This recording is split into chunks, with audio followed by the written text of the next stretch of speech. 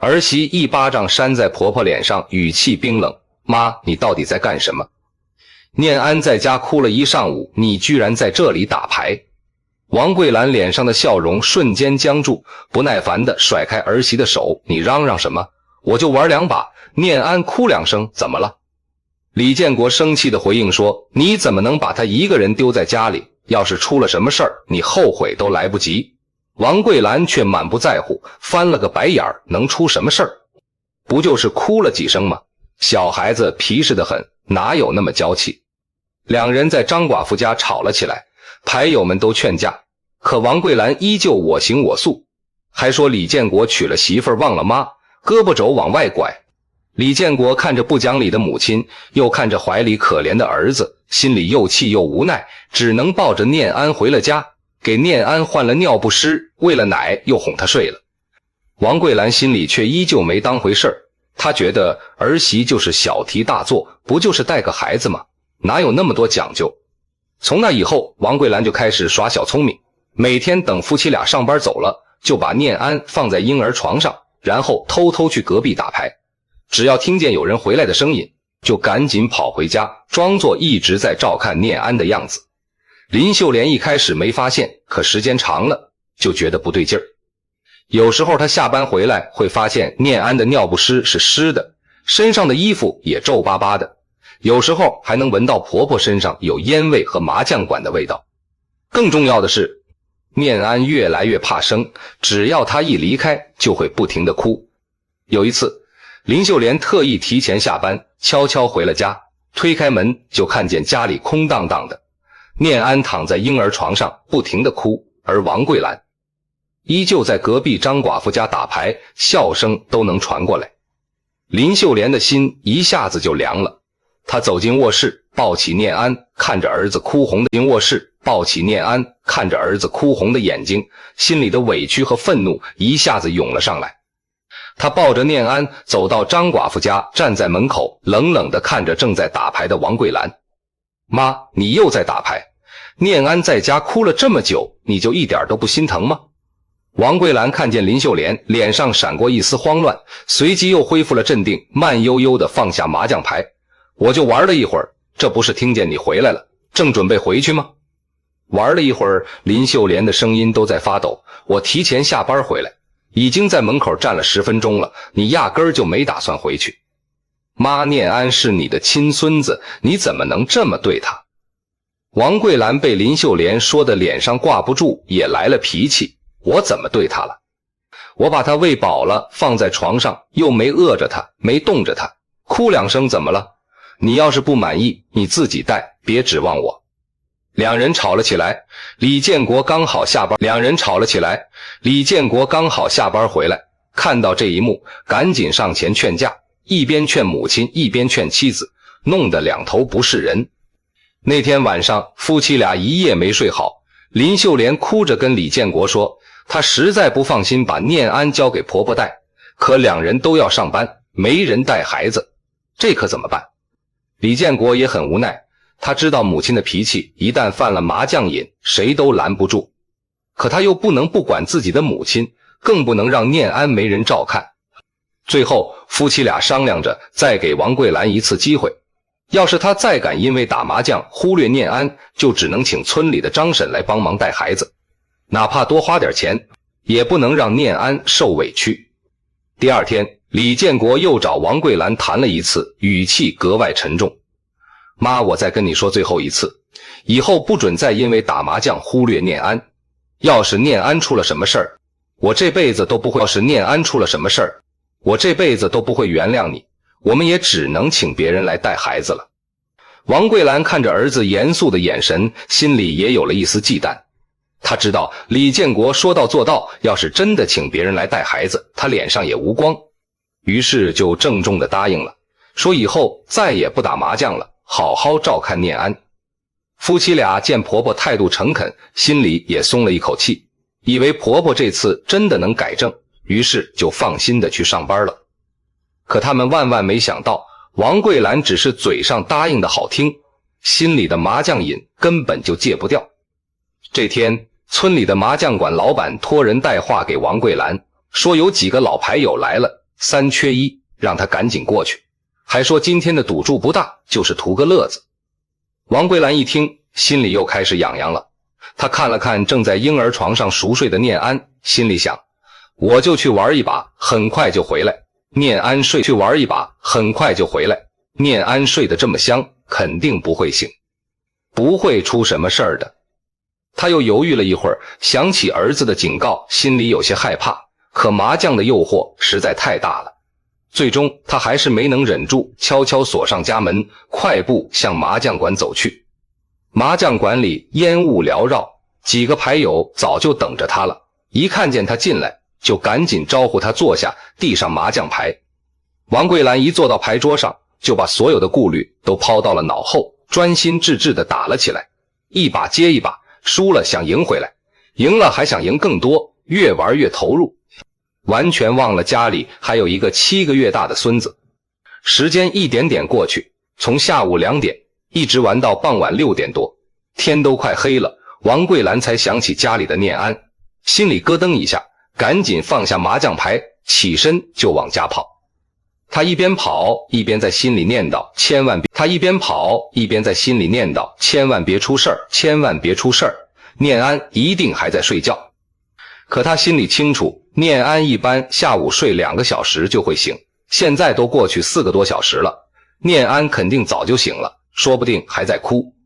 与此同时，李建国和林秀莲也下班了，两人一路匆匆往家赶，心里都惦记着念安。林秀莲还特意买了念安爱吃的小馒头，想着回去喂给念安吃。两人走到家门口，拧开家门，刚一进门就听见了念安撕心裂肺的哭声，那哭声虚弱又绝望，听得两人心都碎了。念安！林秀莲大喊一声，疯了一样冲进卧室，眼前的一幕让她瞬间瘫软在地。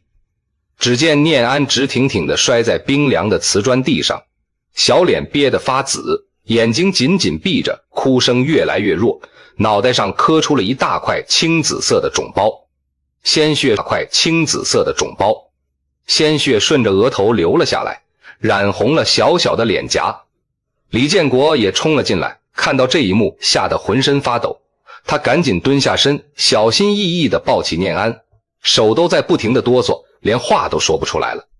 念安，念安，你醒醒，别吓爸爸，别吓爸爸啊！李建国的声音哽咽着，眼泪止不住地往下掉。林秀莲缓过神来，扑到李建国身边，看着儿子头上的肿包和脸上的鲜血，心脏像是被一只无形的手紧紧攥住，疼得他无法呼吸。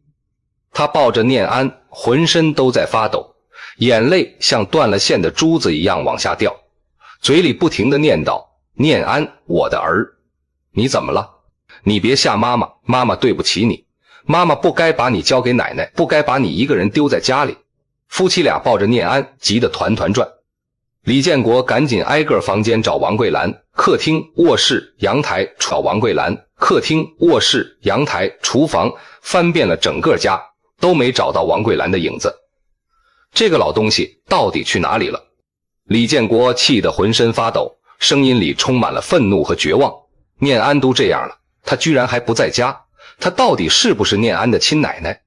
林秀莲抱着念安，看着儿子越来越虚弱的哭声，心里的愤怒越来越强烈。他恨王桂兰，恨他的自私，恨他的不负责任，恨他因为打麻将差点害死自己的儿子。就在这时，家门被推开了，王桂兰哼着麻将馆里的小调，慢悠悠地走了进来，手里还攥着2张麻将牌，身上满是烟味和汗味，脸上还带着一丝赢了钱的得意。他一进门就看见客厅里的李建国和林秀莲，还有他们怀里的念安，脸上的笑容瞬间僵住，心里咯噔一下，有种不好的预感。你们怎么回来这么早的预感？你们怎么回来这么早？王桂兰的声音有些发虚，眼神躲闪着，不敢看夫妻俩怀里的念安。林秀莲抬起头，眼神冰冷地看着王桂兰，那眼神里的恨意让王桂兰都忍不住打了个寒战。我问你，你去哪里了？林秀莲的声音很低，却带着一股不容置疑的愤怒，每一个字都像是从牙缝里挤出来的。王桂兰心里发慌，却还是强装镇定，摆了摆手，我就是去楼下散散步，顺便跟老姐妹们聊了聊天，没去哪里啊，散步聊聊天。李建国气得大吼一声，指着王桂兰的鼻子，你看看念安，你看看他，你还好意思说你去散步聊聊天？你是不是又去打麻将了？王桂兰被李建国吼得一哆嗦，再也装不下去了，只能低着头小声说，我就去玩了2把，我以为念安会一直睡觉，没想到什么睡觉，没想到什么。林秀莲打断他的话，声音里充满了绝望和愤怒。没想到念安会从床上摔下来，没想到他会摔得这么重。王桂兰，你告诉我，念安是你的亲孙子，你怎么能这么狠心？我也不是故意的啊！王桂兰抬起头，脸上露出一丝委屈。小孩子磕磕碰碰很正常，当年我带你的时候，李建国你摔得比这重多了，不也没事吗？现在的孩子就是太娇贵了，那能一样吗？李建国气得浑身发抖，当年我摔了，你也不管我。现在念安才7个月大，他经得起摔吗？要是他有个3长2短，我该怎么跟秀莲交代？怎么跟我自己交代？我打麻将是我的自由。王桂兰也来了脾气，提高了声音，你们上班，我帮你们带孩子，已经够辛苦了。我玩2把麻将怎么了？你们还管得着我吗？把麻将怎么了？你们还管得着我吗？真是小题大做。看着王桂兰这副无所谓的样子，林秀莲的心彻底凉了。她抱着念安，看着儿子头上的肿包，感受着儿子越来越微弱的呼吸，心里的愤怒瞬间爆发了。她猛地站起身，走到王桂兰面前，没有丝毫犹豫，抬手就给了王桂兰一巴掌。啪的一声脆响，响彻了整个屋子。王桂兰被扇得偏过头去，嘴角瞬间渗出了鲜血，脸上火辣辣的疼。整个屋子瞬间安静了下来。李建国愣住了，王桂兰也愣住了，她捂着脸不敢相信地看着林秀莲，眼里充满了震惊和愤怒。你敢打我？王桂兰的声音颤抖着，眼神里充满了难以置信。我是你婆婆，你居然敢打我？林秀莲看着王桂兰，眼泪还在不停地掉，可眼神却异常坚定。我打你怎么了？你常坚定，我打你怎么了？你不配当念安的奶奶，不配当我的婆婆。你因为打麻将差点害死我的儿子，这一巴掌是你应得的。就在这时，林秀莲怀里的念安突然浑身发烫，小身子不停地抽搐，眼睛开始往上翻，脸色变得越来越紫，连哭声都没有了，只剩下微弱的呼吸。念安，念安，你怎么了？林秀莲吓得魂飞魄散，抱着念安的手都在不停地哆嗦，声音里充满了绝望。建国，快送医院，念安她抽搐了，快！李建国也缓过神来，一看念安的样子，吓得脸色惨白，赶紧接过念安，抱着念安就往门外跑，一边跑一边大喊，秀莲，快跟上，快送医院！林秀莲紧随其后跑出门的时候，她回头看了一眼王桂兰，眼神里充满了恨意和失望，没有说一句话，转身就追上了李建国。而王桂兰依旧站在原地，捂着脸，嘴角的鲜血还在不停地流。她看着夫妻俩匆忙离去的背影，嘴里还在不停地嘟囔着，小题大做，真是小题大做，去医院就是乱花钱，小孩子抽2下，过一会儿就好了。嘟囔完，他还下意识地摸了摸口袋里的麻将牌，心里居然还在惦记着刚才没打完的麻将，丝毫没有意识到自己刚才的所作所为差点酿成了无法挽回的悲剧。李家村到镇上的医院有将近5公里的路，没有公交车，也没有出租车。李建国抱着念安一路狂奔，林秀莲跟在后面，一边跑一边哭，不停地喊着念安的名字。那天的天格外的黑，风也很大，吹得2人眼睛生疼，可他们丝毫不敢停下脚步，心里只有一个念头，一定要尽快把念安送到医院，一定要让念安平安无事。李建国平时在砖窑厂打工，身体还算结实，可抱着念安跑了这么远的路，也渐渐体力不支。额头布满了汗水，呼吸也变得急促起来。可他依旧没有停下，哪怕双腿发软，哪怕眼前发黑，他也死死地抱着念安，不敢有丝毫松懈。建国，你慢点，别累坏了。林秀莲一边跑一边拉着李建国的胳膊，声音哽咽着：我来抱一会儿，你休息一下。不用。李建国摇了摇头，声音沙哑地说：我没事，再快一点，再快一点，念安不能有事，绝对不能有事。就这样，两人一路狂奔，用了不到半个小时，终于跑到了镇上的医院。此时的他们浑身都是汗水和泥土，头发凌乱，脸上满是疲惫和焦急。李建国抱着念安冲进医院大厅，大声喊道：医生，医生，快救救我的孩子，我的孩子抽搐了，快！正在值班的医生和护士听到喊声，赶紧跑了过来，看到念安的样子，脸色瞬间变得凝重起来，赶紧把念安抱进了抢救室，关上了抢救室的门。林秀莲和李建国被拦在了抢救室门外，两人靠在墙上，浑身都在发抖，眼泪止不住地往下掉，心里充满了恐惧和不安。建国，你说念安会没事吧？林秀莲拉着李建国的手，声音颤抖着，眼神里充满了绝望。都是我的错，都是我的错，我不该把念安交给婆婆，不该相信她。要是念安有个三长两短，我也不想活了。李建国紧紧抱着林秀莲，声音也在颤抖，可他还是强装镇定，安慰道：秀莲，别害怕。安慰道：秀莲，别害怕，念安一定会没事的，医生一定会治好他的，我们再等等，再等等。可他心里清楚，念安的情况很危急，刚才他抱着念安的时候，能感觉到念安的身体越来越烫，抽搐也越来越厉害。他真的很害怕，害怕自己会失去这个可爱的儿子。抢救室的灯一直亮着，每一分每一秒对林秀莲和李建国来说都像是一种煎熬。他们站在门外一动不动，眼睛死死地盯着抢救室的门，心里不停地祈祷着，希望念安能平安无事。时间一点点过去，1个小时2个小时，抢救室的门终于打开了。医生走了出来，脸上依旧带着凝重的表情。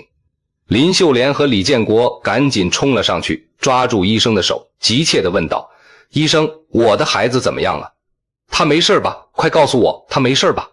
他没事吧？快告诉我，他没事吧？医生深吸了一口气，看着夫妻俩焦急的眼神，缓缓地说：你们别太着急，孩子暂时脱离危险了，但是情况依旧很不乐观。脱离危险了？林秀莲松了一口气，眼泪却掉得更凶了。医生，那他什么时候能好？有没有什么后遗症？医生摇了摇头，语气沉重地说：孩子是脑部摔伤引发的高烧惊厥，脑部有轻微的淤血，能不能完全康复，还要看后续的观察和治疗。而且医生顿了顿，继续说道：你们送来的太及时了，再晚送来半个小时，孩子的脑部神经就会受到不可逆转的损伤，极有可能烧坏脑子，留下终身后遗症，甚至可能保不住性命。听到医生的话，林秀莲双腿一软，差点瘫倒在地。李建国赶紧扶住她，自己的眼睛也红了，眼泪止不住的往下掉。他们真的很庆幸自己没有耽误时间，庆幸自己一路狂奔，把念安及时送到了医院，不然他们这辈子都无法原谅自己。医生告诉他们，念安需要住院观察治疗，至少要住1个星期，让他们做好心理准备，好好照顾孩子，同时也要注意自己的身体。李建国和林秀莲点了点头，连忙跟着护士来到了病房，看着躺在病床上依旧在昏睡的念安，小小的身子上插满了管子，脸上还带着未消的青肿，夫妻俩的心疼得无以复加。林秀莲坐在病床边，紧紧握着念安的小手，眼泪不停地掉在念安的手背上，嘴里不停地念叨：念安，我的儿，你快点好起来，快点醒过来，妈妈以后再也不离开你了，再也不把你交给别人带了。李建国站在一旁看着妻子和儿子，心里充满了愧疚和愤怒，他愧疚自己没有看好母亲，没有保护好儿子，愤怒母亲的自私和不负责任。若不是母亲嗜赌如命，念安也不会遭这份罪。就在这时，李建国的手机响了，是村里的邻居打来的。邻居说，王桂兰在村里到处说林秀莲打他，还说夫妻俩小题大做，把念安送到医院乱花钱，让村里的人都评评理。听到这话，李建国气得浑身发抖。他没想到都到这个时候了，王桂兰居然还在胡搅蛮缠，居然还在意自己的面子，丝毫没有意识到自己的错误。这个老东西真是无可救药。李建国咬牙切齿地说，秀莲，你在这里照看念安，我回去一趟，我倒要问问他到底有没有良心。林秀莲拉住他，摇了摇头，眼泪还在不停地掉，建国，别去了，我们现在最重要的是照看念安，别跟他一般见识，他不值得我们生气。可是他太过分了。李建国愤怒地说，他差点害死念安，现在还在村里造谣诋毁你，我不能就这么算了。我不在乎。林秀莲摇了摇头，眼神坚定地说，我只要念安能平安无事，其他的我都不在乎，他爱怎么说就怎么说，总有一天他会知道自己错了。李建国看着妻子，心里既心疼又无奈。他知道林秀莲说的对，现在最重要的是照看念安，不能因为王桂兰影响了念安的治疗。于是他点了点头，坐在病床边，陪着妻子和儿子，心里暗暗发誓，等念安好了，他一定要好好教训母亲，再也不让他打麻将，再也不让他靠近念安半步。而此时的李家村，王桂兰正坐在村口的大槐树下，捂着脸跟村里的老姐妹们哭诉，说林秀莲不孝顺，打她，还说夫妻俩小题大做，把念安送到医院乱花钱。你们说说，我这当婆婆的容易吗？王桂兰一边哭一边说，我帮他们带孩子，辛辛苦苦就玩了2把麻将，他们就对我又打又骂，还把念安送到医院，纯属浪费钱。小孩子磕磕碰碰很正常，哪有那么娇气。一开始还有几个老姐妹安慰她，可后来有人听说了念安的情况，知道王桂兰是因为打麻将把念安一个人丢在家里，才导致念安摔下来，还差点出了大事，就再也没人安慰她了，反而都开始指责她。桂兰，这就是你的不对了。村里的张婶皱着眉头说，念安才7个月大，你怎么能把他一个人打？你怎么能把他一个人丢在家里，自己去打麻将呢？要是真出了什么事儿，你后悔都来不及。就是啊，桂兰，另一个老姐妹也说道，秀莲打你虽然不对，可也是因为你太过分了，你要是好好照看念安，秀莲怎么会打你？还有，你说送到医院是乱花钱，这孩子的命能用钱来衡量吗？张婶继续说道，医生都说了，再晚送来半个小时，孩子就可能保不住了，你还在这里说这种话，真是太狠心了。听到大家的指责，王桂兰的脸瞬间红了，再也哭不出来了。她低着头，心里有些愧疚，可嘴上还是不服气，我也不是故意的，我以为念安不会醒，没想到他会从床上摔下来，你以为？张婶叹了口气，桂兰孩子的安全能靠你以为吗？你这是不负责任，要是换作是你的孙子出了大事儿，你能不着急吗？秀莲也是急疯了才会打你的，你就别再胡搅蛮缠了，赶紧去医院看看念安，好好跟秀莲道歉，争取她的原谅。王桂兰听着张婶的话，心里的愧疚越来越强烈，她想起了念安粉雕玉琢的小脸，想起了林秀莲绝望的眼神，想起了李建国愤怒的表情，心里突然咯噔一下，有了一丝害怕。他第一次意识到自己可能真的错了，错得很离谱。他因为打麻将差点害死自己的亲孙子，差点毁了自己的家庭。于是王桂兰站起身，拍了拍脸上的眼泪，对张婶说，张婶，你说的对，我错了，我现在就去医院看看念安，跟秀莲道歉。说完他就急匆匆地往镇上的医院赶。一路上他心里不停地念叨着：念安，我的好孙子，你一定要平安无事，你一定要平安无事，奶奶错了，奶奶以后再也不打麻将了，一定好好照看你，你原谅奶奶好不好？他走得很快，一路上不停地自责，不停地后悔，他恨自己的自私，恨自己的贪念，恨自己因为打麻将忽略了最亲的人。来到医院，王桂兰找到了念安的病房，站在病房门口，他犹豫了很久，不敢进去。他害怕看到林秀莲冰冷的眼神，害怕听到李建国愤怒的指责，更害怕看到念安虚弱的样子。犹豫了好一会儿，他才鼓起勇气，轻轻推开了病房的门，走了进去。病房里很安静，林秀莲坐在病床边，紧紧握着念安的小手，眼神温柔地看着念安，脸上还带着未干的泪痕。李建国坐在一旁，脸色依旧很沉重，眼神里充满了疲惫。听到动静，林秀莲和李建国同时抬起头看到了站在门口的王桂兰。林秀莲的眼神瞬间变得冰冷，李建国的眼神也充满了愤怒。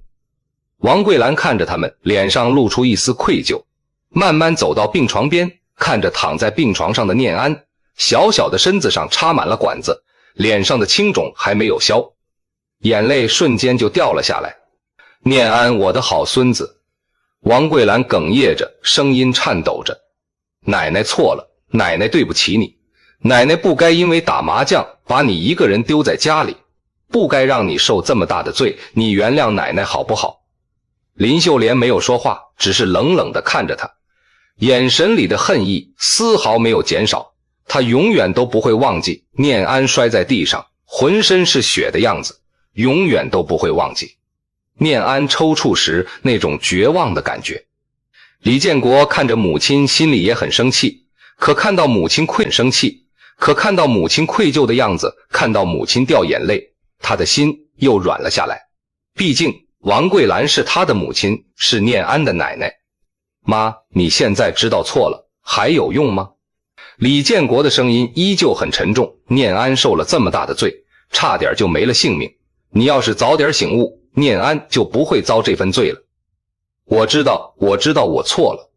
王桂兰一边哭一边说，建国秀莲，我以后再也不打麻将了，我发誓，我一定好好照看念安，把他当成自己的命一样，再也不离开他半步，你们就原谅我这一次，好不好？原谅你。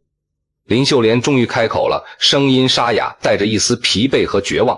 王桂兰，你告诉我，我怎么原谅你？念安差点就没了，要是他真的出了什么事儿，我这辈子都不会原谅你，我们这个家也会被你毁了。我知道我罪孽深重，我知道我罪孽深重，我知道我不配被原谅。王桂兰跪在地上，眼泪不停地掉。可我真的知道错了，我以后一定改，我愿意做任何事，只要能让念安平安无事，只要你们能原谅我，我什么都愿意做。看着王桂兰跪在地上，不停地道歉，不停地忏悔，李建国的心里越来越软。他拉了拉林秀莲的胳膊，小声说，秀莲，妈已经知道错了，我们就再给她一次机会吧，毕竟她是念安的奶奶，也是我的母亲。林秀莲看着李建国，又看了看躺在病床上的念安，眼泪又掉了下来。他心里很恨王桂兰，可他也知道李建国夹在中间很为难，而且念安也需要一个完整的家。好，我再给他一次机会。林秀莲的声音带着一丝哽咽，但是王桂兰，我告诉你，这是最后一次机会，要是你再敢因为打麻将忽略念安，再敢做对不起念安的事，我不仅会打你，我还会带着念安离开这个家，再也不回来。到时候你就再也别想见到念安，再也别想见到建国。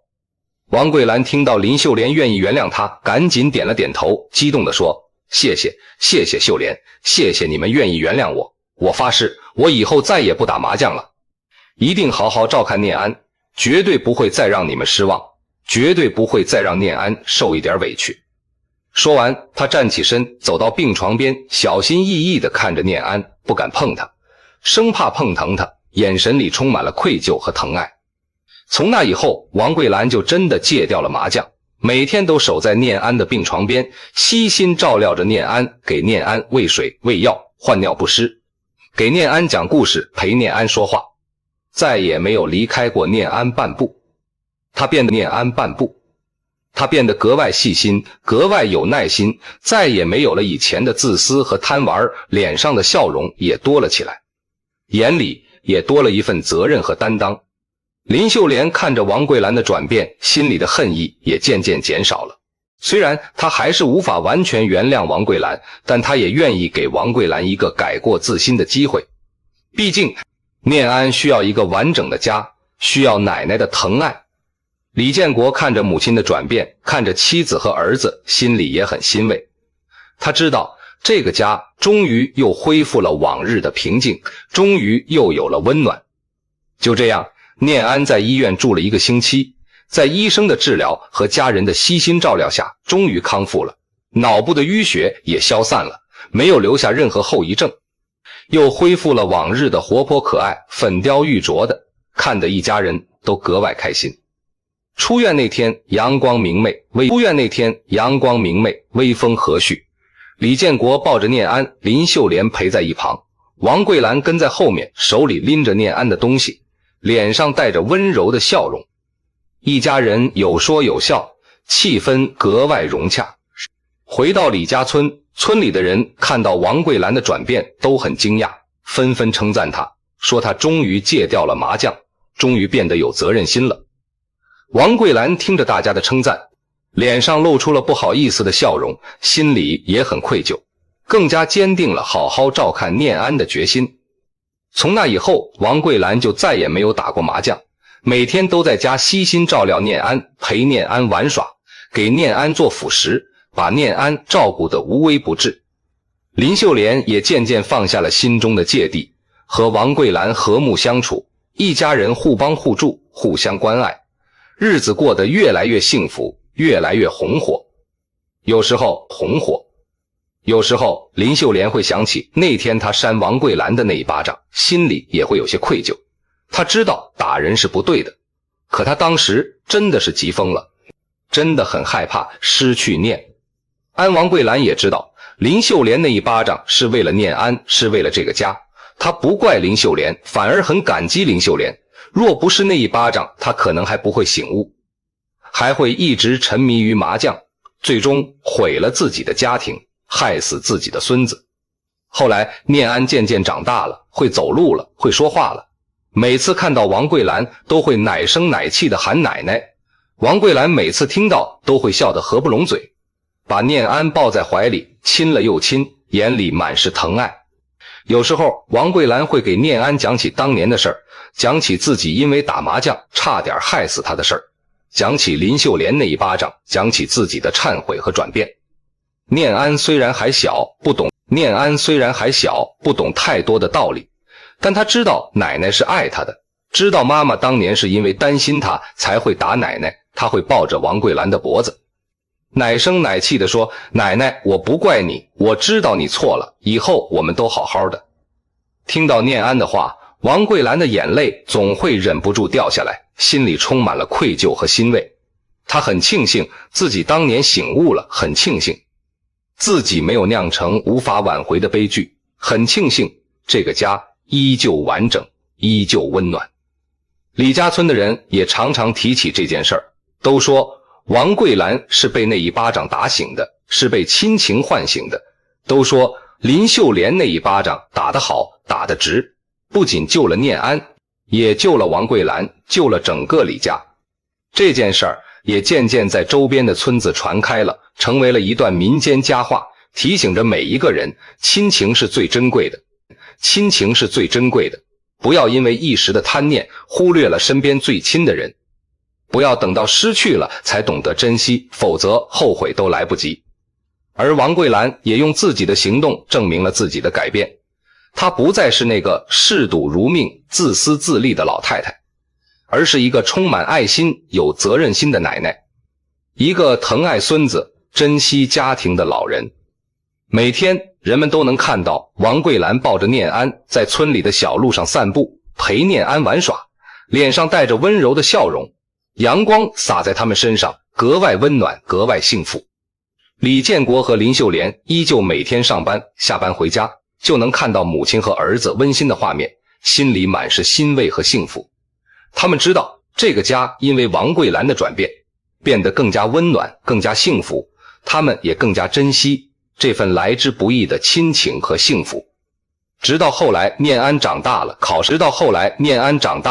上了大学，有了自己的家庭，王桂兰也老了，头发都白了，可她依旧很疼爱念安，疼爱念安的孩子，依旧坚守着自己的承诺，再也没有打过麻将，一辈子都在用心守护着自己的家庭，守护着自己的亲人。